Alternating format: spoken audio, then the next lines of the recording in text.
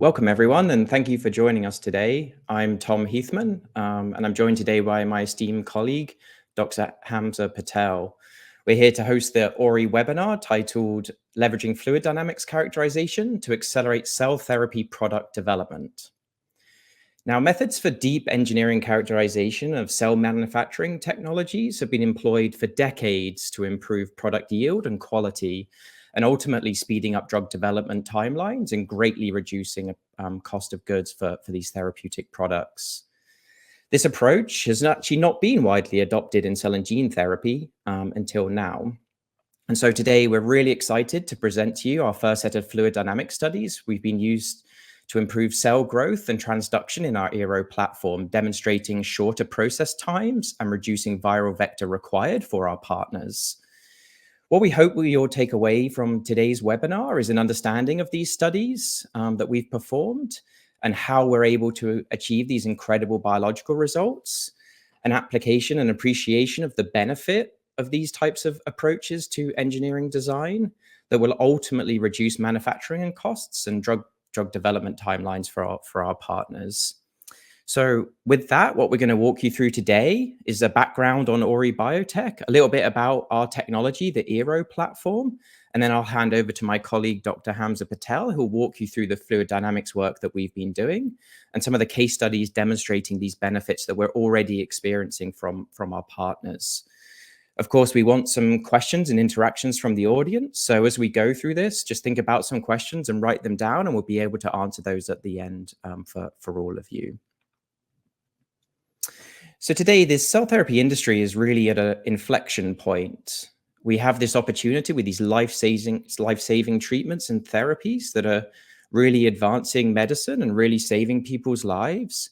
But there's a challenge with commercial viability. These products have not proven to be commercially viable at scale. And this is the challenge that Ori as a company is looking to solve.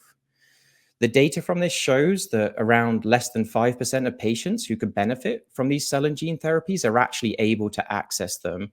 And for most medicines, this is not okay. We need to make sure that we're not only developing curative medicines, but we're in a position to deliver them to the millions of patients that deserve them across the world.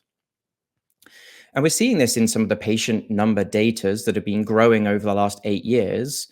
But actually, as you can see from some of this data that we generate internally, it's available on our website if anyone's interested in seeing it.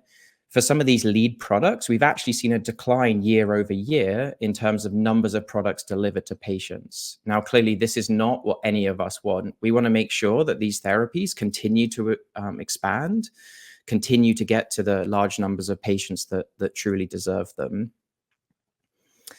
And so today, we have an obligation as a cell therapy industry because we have these transformative medicines. We're not in a position where they can get to the patients that deserve them. But we also have to bear in mind the human factor here, that the alternative for these patients is death or serious disability. And so the status quo is not acceptable. We need to make sure that as an industry, we're moving this forward. We're not just doing the same things over and over again and expecting different results. We have to embrace innovation, and we have to take a different approach to solve this problem and move the industry forward. So what's holding CGT back? So as many of you all know, these products are incredibly complex to manufacture. They're much more complex than traditional biologics or biopharmaceutical products like small molecules. And they're simply too hard to manufacture at scale. They're too expensive to make widely available. So the materials used to manufacture them are very expensive. They require lots of very large manufacturing facilities, lots of people to make them, and they're simply too expensive versus alternatives to make them widely available. And they're just not proving to be commercially viable due to high cost of goods, low throughput, and low quality of these therapeutics. So why? So why is this happening as an industry today? And for us as Ori, as a technology company, what we're seeing is that the pace of innovation on the technology side has not been able to keep up with the pace of innovation on the product therapeutic side. So many companies have been out there advancing and innovating in therapeutic products. They've created these amazing scientific marvels of medicine, which are curing patients from cancer and rare disease. But the manufacturing technologies we're using to make these products has simply not kept pace. So in many cases, for a lot of those commercial products that I showed, we're using outdated research tools that were not made to treat tens of thousands or hundreds of thousands of patients per year. We're using these outdated tools that were built for basic research because that's where we were 5 or 10 years ago, was developing these products. Many of these technologies are manual processes. There's many open steps and they're highly labor intensive. And where there is automation, it's really been repurposed from legacy automation technologies. And so as an industry, we need to start to adopt purpose-driven innovation for cell and gene therapies. And there's many companies out there, Ori included, and there are others that are really starting to move the needle in terms of innovation in manufacturing technologies to make sure that not only can we make these effective products, but we can get them to the patients at scale that deserve them. So just to give you a little bit of an overview of the Eero platform. So this is the technology that we launched at the end of last year. There's a few things in terms of development of technology specific for cell and gene therapy that we've been focused on to address this challenge of superior consistent quality, but also scale. So the technology, and I'll show you some of the data before we get into the fluid dynamics work to demonstrate the higher cell quality, higher yield, and higher transduction efficiency we're able to generate using our technology. And we've deployed this now to 12 partners. So this is not data generated in our hands. It's also in our partners' hands as well. We've been able to shorten process times by 25%. We've been able to lower out of spec rates to below 5% for many of our partner processes. And our goal overall for these products is to shorten product development time by up to 3 years for these companies. And of course, product development is very expensive. It takes a long time, and we want to develop tools that can shorten this overall process. And we'll talk about some of the fluid dynamics models in the next part of the presentation of how we're able to achieve some of these pieces. But then once you've developed that superior biology, you want to automate it. So the phrase we use is automating better biology.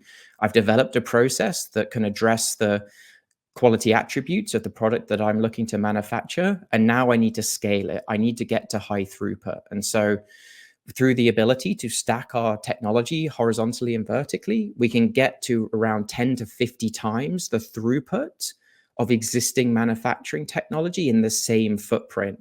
So that's delivering more than 1,000 doses per year and 1,000 square feet and lowering the cost of goods by 30 to 50%.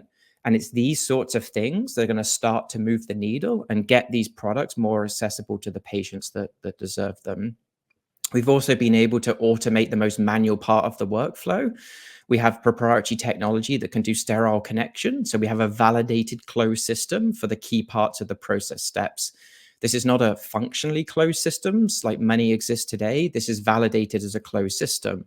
And what this means is we can reduce human interactions and errors during these key process steps, which is holding us back today.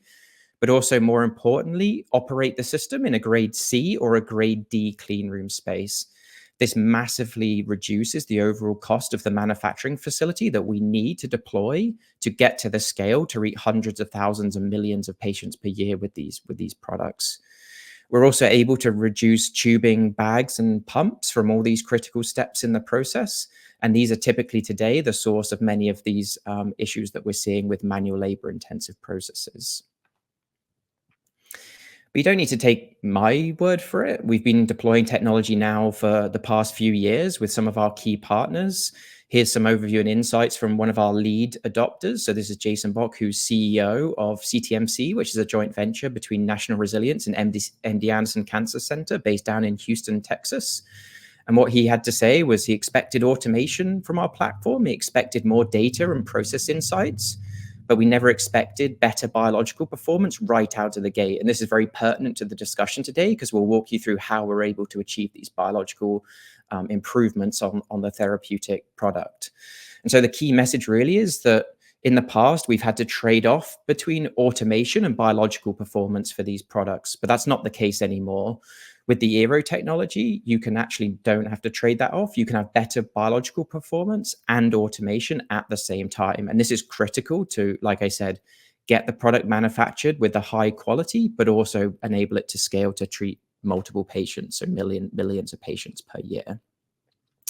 So just to give you a view of how we're able to scale to meet that patient demand, this is a rendering visual of the Aero platforms multiplexed vertically and horizontally. All these platforms are IoT devices, so they're digitally connected.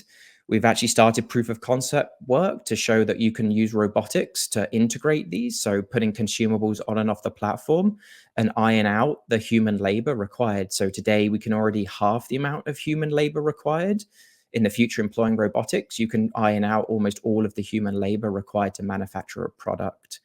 And then eventually through release by exception, using that digital integration and the platform itself, we can actually then start using technologies to reduce the QA and QC burden, which today is also very manual labor intensive. So we solved this first constraint of throughput, and next we'll solve the constraint of quality assurance and quality control once you get to this sort of throughput and scale. And so just to frame up before I hand over to Hamza why this is important to us, because these products are biological products. They're living medicines that we are taking from humans, we're manufacturing and putting back into patients. And so the biology is fundamental to the operation of the technology. And so at Ori, we've spent the last 5 or 6 years optimizing our platform. We've done almost 1,000 runs across 70 donors.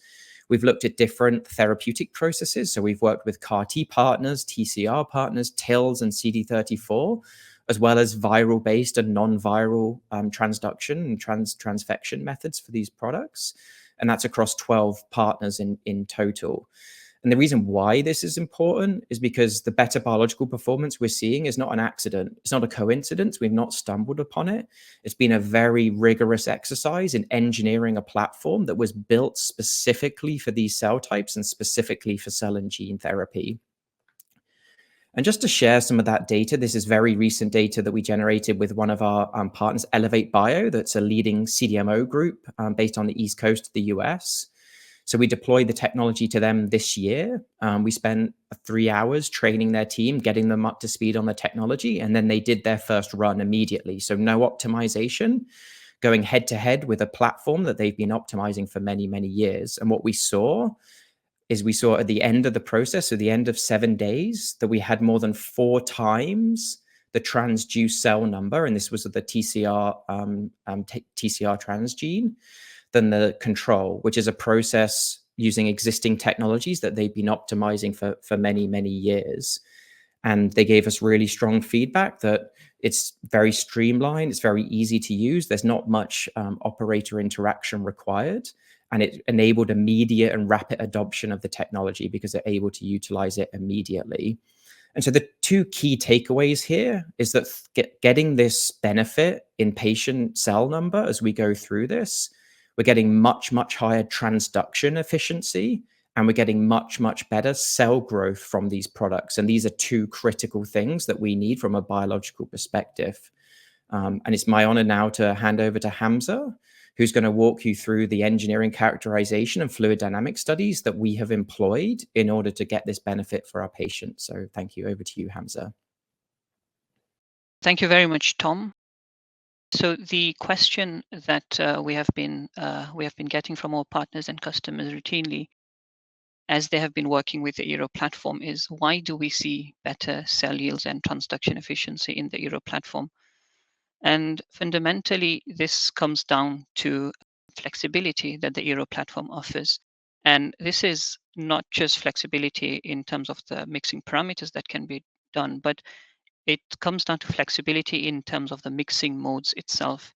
So the Aero platform, essentially, it offers 3 different mixing modes. So when we're not doing any mixing when there's no agitation or so, it would mimic bioreactor systems that are already out there, like the G-Rex platform or like the Flasks platforms out there. So you get the benefits of those sort of reactor systems. Then we can also do rock mixing in the bioreactor because of the unique shape of the reactor system. It changes shape. So with this rock mixing, we are mimicking something like a wave bioreactor. And then if you want something a bit harsher to mimic something like a stir tank reactor, we've got this very unique mixing mode called compression mixing. And in each of these different mixing modes, we can play around with the mixing parameters. So that's an added layer of flexibility. So changing things like the agitation rate, the rock angle for rock mixing, and with compression mixing, we can play around with the agitation rate and things like the stroke length as well. So with all this flexibility, how do we then find what the optimal mixing parameters are for these different cell types, and not just the cell types, but for different phases of the process as well. And this is where understanding the fluid dynamics principles really comes in. So like Tom mentioned earlier, these fluid dynamics principles are nothing new. They've been widely used in the industry, especially very well characterized for stir tank reactor systems and in particular applications for antibody manufacture.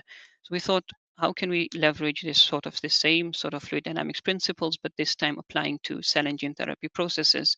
So internally, we have characterized 4 different tools, and I'll go through step by step. So starting off with the first one is a fluid dynamics tool called mixing time. And simply mixing time, it just quantifies the time to reach a homogeneous cell culture environment. And in our typical T cell culture processes, we add our viral vectors for transduction. In our media, we've got cytokines, so all these nutrients. And what mixing time allows us is just ensuring that very large gradients are not forming inside the reactor. So at any given point, the cells have got very quick access to this very important reagents like the cytokines and the viral vectors. So by applying logic, the harsher the mixing, the better that we are mixing, this is going to reduce the mixing time, and we want to have a mixing time as low as possible. The second fluid dynamics principle that we've characterized is the particle suspension. Now, with other cell types like CHO cells, HEX cells in the past, because the principle there in terms of particle suspension is we want the cell culture to be fully resuspended because that achieves the best performance. But this may not be particularly the case for T cell processes. They're very unique. In the early part of the process during activation transduction, cells actually like to be closer to each other, and later on in the process when they are rapidly dividing, they would want to be fully resuspended. So that's why understanding the particle suspension profiles for these different mixing modes and different mixing parameters is particularly important for cell and gene therapy applications. And then the third one, again, very routinely used within the bioprocessing industry, is characterizing the oxygen mass transfer. This is particularly important in the exponential growth phase when cells are rapidly dividing. Their demand for oxygen increases, and it's really at this point when we want to ensure that cells are not deprived of the oxygen. So for these first 3 tools that I have mentioned, again, I'll go back to the logic principle. The better we mix, the better the profiles of these 3 fluid dynamics tools. And this is where the last tool really comes in very handy, and it effectively strikes this very fine balance, and that is characterizing the velocity and the shear profiles.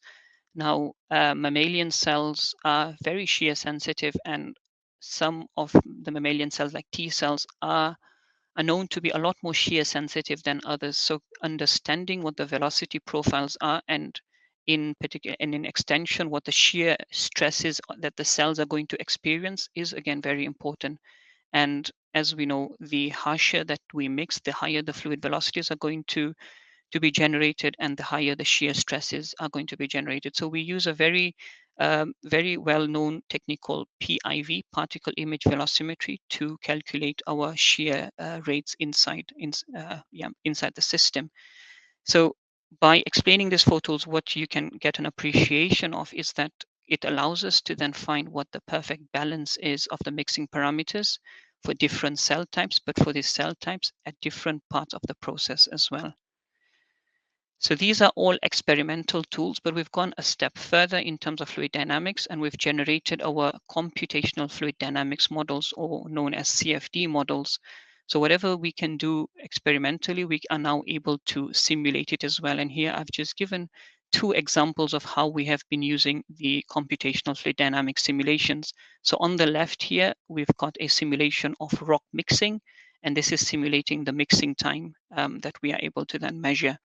And on the right, we are showing a simulation of velocity and shear during the compression mixing. So the best way to understand this and the application in our processes, how this fluid dynamics principles come in, is to look at how it impacts in improving the transduction efficiency. So this is the early part of the process. So I'll start off with the first case study. This is a typical T cell process where we start off with activation, then we've got transduction. Then once the cells are transduced and cells then become single cells, we've got the expansion phase of the process until the target cell yield is achieved. So the key question for us for this transduction phase was, how can we leverage customized mixing in the Euro platform to enhance the transduction efficiency? So I've got these 3 points on the right here, and this is, again, this is nothing new out there. This is well-known information in the bioprocessing industry, in particular with T cells. The number one, if we increase the virus to cell contact, this has a chance of, we then get a higher probability of successful gene transfer, and this then boosts the transduction efficiency. So this is a well-known fact in the industry. Then secondly, increasing the cell-to-cell interaction or the cell-to-cell contact is important as well, in particular for T cell processes. And what this does is it improves the signaling of the cells, and this enhances the T cell activation. And activated T cells, they would then transduce in a much more efficient way. And lastly, like I mentioned, velocity and shear, it maintains the balance. We don't want to mix very harshly because it's just not the cells which are sensitive to the shear stresses, but the viral vector is also a very shear sensitive particle as well. So we really want to minimize the shear exposure there as well. And this is where static culture vessels are limited in this sense, because there's very limited things you can do in a static platform in terms of increasing the virus to cell and the cell to cell interaction. So if you think of a static platform, the only way that we can improve transduction efficiencies there would be to increase the amount of viral vector that is added. So we thought, how can we then leverage the customized mixing in Euro to achieve this? So this is where we go into the fluid dynamics itself. And I have got a plot here of mixing time and particle suspension plotted against the Reynolds number. Now, for those attending the webinar that have got a fluid dynamics background would know what Reynolds number is, but I'll just give a very simple understanding of what it is. Essentially, it's a measure of turbulence in the system, and it's a very neat way. If we've got different mixing parameters, it's a dimensionless number where in this one number, if it's something like rock mixing, we can take into account not just the agitation rate, but the angle itself. So it's a very neat dimensionless number that gives us a measure of the turbulence in the system.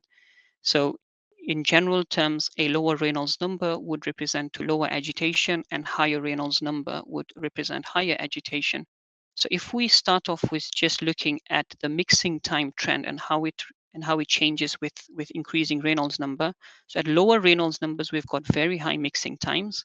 And then we go through a transition where it goes from very high mixing times to shorter mixing times. And then after about Reynolds of 2000, we see that the curve flattens out. And really, it's at this stage where our mixing time is very short and it becomes independent of the mixing. And what this allows us to do is then separate it into the different phases of turbulence. So we got the laminar region where the mixing times are very high and there's very, very little mixing going on there. Then when we've got the mixing time curve transitioning, we're calling this the transitional region. And then we've got the turbulent region around Reynolds of 2000. And this is very well correlated with the particle suspension profile as well. So around the time when our mixing time becomes independent of the Reynolds number is when we get full particle suspension in the system, which again reflects that this is when we reach turbulence. So how do we use this very important plot? And this, again, I should stress, it's for a very particular volume when we do transduction in the system. So how do we use this information in improving the transduction efficiency? So again, I go back to the 3 important points from the last slide. So number one, increasing the virus to cell contact. The way we can achieve this is by having short mixing times. Now I'm going to focus on the transitional and the turbulent regions here. So in the transitional region, we do get short mixing times, and our range is between about 10 seconds to about 100 seconds, which would still be considered about short mixing times. So we could achieve good virus to cell contact in this phase, or we could operate in the turbulent region as well, because we've got very, very short mixing times there, about less than 10 seconds. Then secondly, we wanted to increase the cell-to-cell interactions, or the cell-to-cell contact. And the way to do this is to have local cell concentration. Now, using the particle suspension technique, what we have demonstrated is that by having or fine-tuning the rock mixing and operating in this transitional region, we can concentrate particles in a certain region of the reactor. So we would still be mixing and achieving short mixing times, whilst at the same time achieving localized cell concentration. However, if you operate in the turbulent region, as the name suggests, it's turbulent, so it's the amount of mixing is enough to resuspend your particles and resuspend your cells. And lastly, if we look at the shear rates, so with the PIV technique, we are then able to measure the fluid velocities and use this to work out how much shear exposure the cells would then face. So in the transitional region, we've got lower fluid velocities, which results in lower shear, whereas in the turbulent region, it's a lot more aggressive there, which generates very high shear forces. And again, just complementing the computational fluid dynamics tools that we have here. So we picked a mixing parameter from transitional, a mixing parameter from turbulent, and we're then able to quickly do this side-by-side comparisons using CFD. So here we are using CFD to compare the mixing times of these two parameters. And again, we've got the velocity and shear simulations for the two mixing parameters. Right, so how does this then translate to the biological performance and in particular the transduction efficiency? So I will quickly, if we focus on the graph on the right here of the slide, so this is the GFP expression of the T cells with the different mixing parameters. So we've got transitional, turbulent, and static in the ERO platform. And we've got a very well-known static platform, which is widely used in the industry as a control here as well. So this is where we're seeing the operating in this transitional region gives you almost 2 times better transduction efficiency compared to a static control. And it also outperforms the turbulent region as well as the static region. So like I just wanted to reiterate exactly what is going on. Why do we see this better transduction in this transitional region? So what's happening is our cells are dense, and using the unique rock mixing, we are able to concentrate cells in a region of the bioreactor. The virus particles are a lot smaller, and they are soluble, so they would follow the streamlines. And because the mixing time is short, we are ensuring that although cells are localized, they are constantly having access to the virus. And effectively, the outcome is a significantly improved transduction efficiency.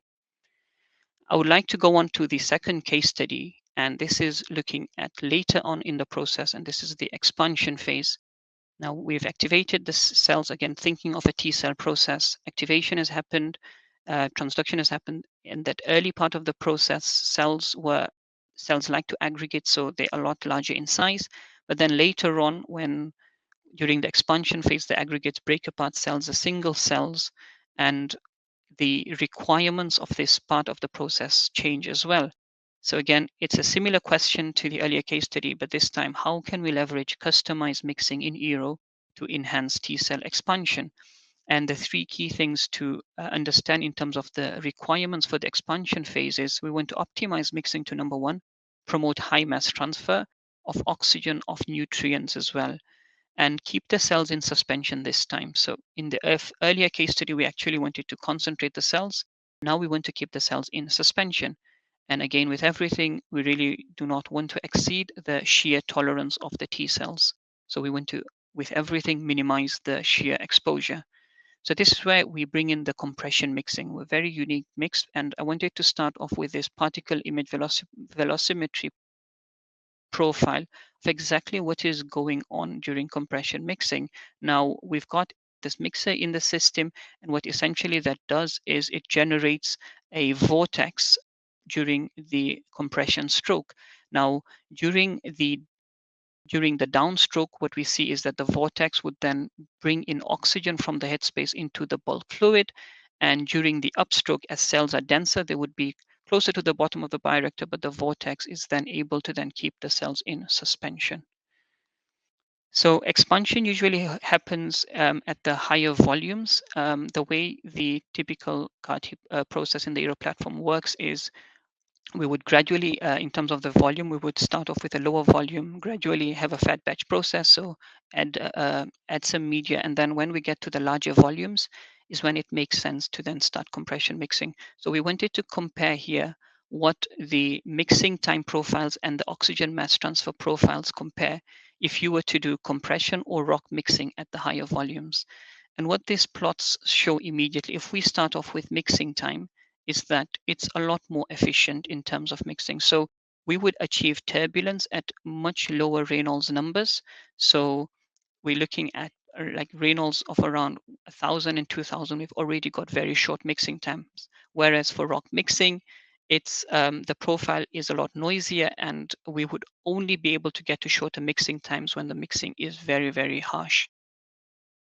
And it's the same sort of trend with the KLA or the oxygen mass transfer. Even at very, very low Reynolds or lower agitation, compression mixing is a lot more efficient in terms of providing a higher oxygen mass transfer. So again, I just wanted to highlight, because we are able to now characterize the shear levels. So we've defined this range where the cells are able to tolerate the mixing. So it's between about 1,000 and 3,000 Reynolds. So again, how does this translate to the biological performance? Now, this time we're looking at the total viable cell yields in the T cell process. So I'll start off here with the early part of the process. Like I said, it's activation, transduction. We don't expect cells to grow much here because the mixing is so gentle. But it's later on in the process when the cells become single cells and we transition from rock mixing to compression mixing is when we really start to see that cells entering exponential growth phase. And what is very important to note here is, although compression mixing is a bit harsher, but because we've been able to fine tune the parameters, we are not compromising on the cell viability. So we're still getting very, very high cell viability, above 95%. And this is compared to the static control platform. And that's if you see later on in the process, this is where the static vessel really is limited by having no mixing. So there's only a limited cell density that it can go up to, whereas in the Eero platform we are able to get to very, very high cell densities. So from the first case study, we have seen an improvement in the transduction efficiency by using fluid dynamics principles. And in the second case study, we are showing by using this very clever compression mix, we are able to get to much higher cell yields. Now, if we bring these two improvements together, what is the benefit for our partners and customers? And I wanted to lastly share this data set where we looked at CD19 CAR MOI titration study. And essentially what this study is, can we then compare using different amounts of virus in the Eero platform and the static control and see what impact this has. So I am going to start off. So for those of you that may not be familiar on the call, MOI, it simply means multiplicity of infections. And this is the ratio of the infectious virus particles to cells. So a larger MOI would mean we are adding more virus, and a smaller MOI would then mean we are adding lower quantity of virus. So we tested 3 different MOIs, an MOI of 1, 0.5, and 0.25 in the ORI and the control. And this was done with 2 different T cell donors. We're just calling it here donor 1 and donor 2. And from the growth plots, what we see is, again, donor to donor variability is whoever works with T cells or is in this industry, it's something that we can't avoid. There is inherent donor to donor variability. And we can see with these 2 donors that were selected as well. So we've got donor 1, which recovers a bit later, and its growth profile is slightly slower compared to donor 2, which was able to get into exponential growth phase a bit earlier. But what is the same is if we compare it to the control, we see that the profile is identical. So for both donor 1 and donor 2, we are able to get to much higher total viable cell yields in the Eero platform compared to the static. And again, another key thing I should highlight is using different MOIs, it does not affect the growth of the T cells. Right, so how does the different MOIs affect the transduction efficiency? Now, again, I should stress this is not GFP, this is actual CD19 CAR. And with the different MOIs, we're seeing the same trend repeated where we get higher transduction efficiencies in the Eero platform compared to the control. Now, you would notice that the error bars are slightly high here, but this is because these are two different donors. So the circle representing donor 1 and the square representing donor 2. So this is expected that the transduction efficiencies would be different for different donors, but the trend does not change. Right, so if we bring these two improvements together, looking at the total CAR T cell yield on day 8, this is where it's really striking. So with an MOI of 1 in the control platform, in the static control platform, we are able to get a much higher total viable CAR positive yield in the Eero platform using an MOI of 0.25. And just pause and think about that. That is almost a 75% reduction in the amount of virus that is used to get to the same total viable CAR positive cells. And that's really when Tom presented the benefits that the customers are seeing. This is what it really comes down to. We all know that viral vectors are extremely costly, and it is a very huge chunk of the cost of goods of these CAR T therapies. So lastly, I wanted to end with the key takeaways. The first one is that fluid dynamics application of this fluid dynamic is something that is not new in the bioprocessing industry. It has been very effectively been used for stirred tank reactor processes like CHO cells, HEX cells, and they have really leveraged this to improve antibody titers in that case. But its application for cell and gene therapies has been extremely limited, and by showing you this sort of application in these case studies, it really represents the next key inflection point for the effective development of cell and gene therapy products. And secondly, it's reducing the product development timelines for our partners.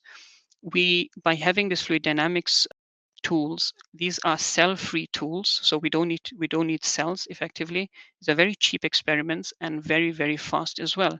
So by having a very, very large operating range, by then using fluid dynamics principles, we are then able to bring this operating range and understanding where our optimal mixing parameters would lie. So we would not effectively skipping the need to do very large design of experiments, type experiments with cells themselves, which take longer. So this really represents a significant reduction in the product development timelines. And the third point here is the massive reduction in the cost of viral vectors for partners. By having this almost 2 times greater transduction efficiency, essentially, we don't need to use large amounts of virus like our MOI study showed. We could just use an MOI of 0.25, 75% less virus to get to the same target cell yield. And lastly, by having this combination of the higher cell numbers and the higher transduction, for some of our partners, we have demonstrated, they have demonstrated essentially is they can reduce their process length by almost 2 days, which is quite significant. And lastly, I just wanted to end, thank you very much for attending this talk. And if you're interested in learning more about the Eero platform, please feel free to reach out to the Ori Biotech team. We've got labs in the US, in the UK. So I've got the email there, contact@oribiotech.com. We can book a demo of the Eero platform. And if you want to do a deep dive into some of the biological data that we've generated internally, as well as looking at the fluid dynamics work in greater detail, we can organize lunch and learn at your site. So yeah, thank you very much for your attention.